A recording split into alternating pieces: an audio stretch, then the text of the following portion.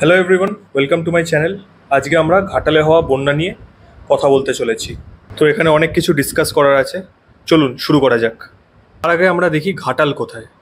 এই হচ্ছে আমাদের বাংলা এবং তার পাশেই মার্ক করা রয়েছে ছোটনাগপুর মালভূমি, এবং ঘাটাল হচ্ছে পশ্চিম মেদিনীপুরে।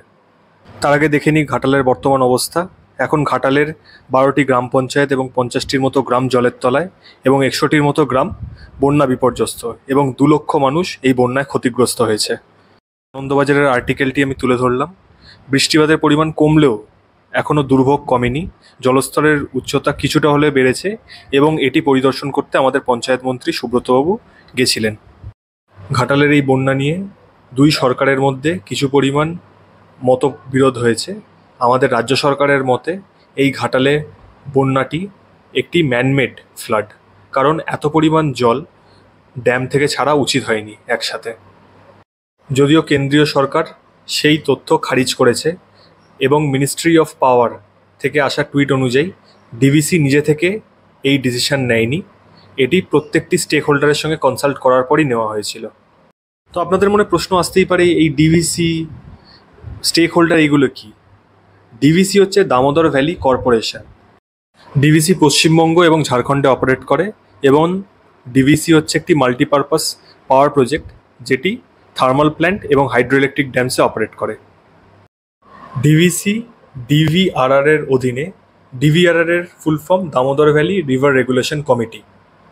ডিভিআরআর এর অধীনে 4টি স্টেক হোল্ডার আছে, এবং সেই স্টেক হোল্ডারগুলি হলো পশ্চিমবঙ্গ সরকার, ঝাড়খণ্ড সরকার, কেন্দ্রীয় সরকার এবং ডিভিসি।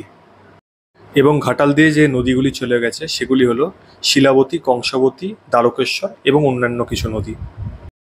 এবং দীর্ঘদিন ধরে পলি পড়ার ফলে এই নদীগুলির জল ধারণ ক্ষমতা অনেকটাই কমে গেছে। ঘাটালে হওয়া বন্যাটি কোনো নতুন নয়, আগামী 100 বছর ধরে এই ঘটনাটি ঘটছে, এবং এর আর্টিকেল আনন্দবাজার পত্রিকায় কালকেই বেরিয়েছে, যেটি আপনাদের সামনে দেখতে পাচ্ছেন। এছাড়াও আপনাদের ইউটিউব কিছু লিঙ্ক দিয়ে দেবো 2010, 11 এবং তারও আগের, যেখানে আপনারা দেখতে পাবেন ঘাটালে কতবার বন্যা হয়েছে এবং সেখানের জলমগ্ন এলাকার অবস্থা।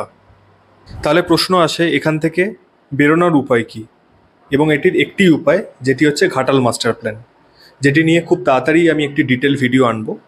কিন্তু বর্তমানকালে মিলেনিয়াম পোস্ট অনুসারে ঘাটাল মাস্টার প্ল্যানটি আমাদের রাজ্য সরকার ইমপ্লিমেন্ট করবে 5 বছরের মধ্যেই, যাতে সেখানকার মানুষের কিছু ভালো হয়। এটি ছিল কমপ্লিট অ্যানালিসিস ঘাটালে হওয়া বন্যা নিয়ে।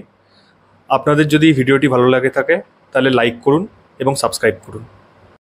ধন্যবাদ সবাইকে ভিডিওটি দেখার জন্য।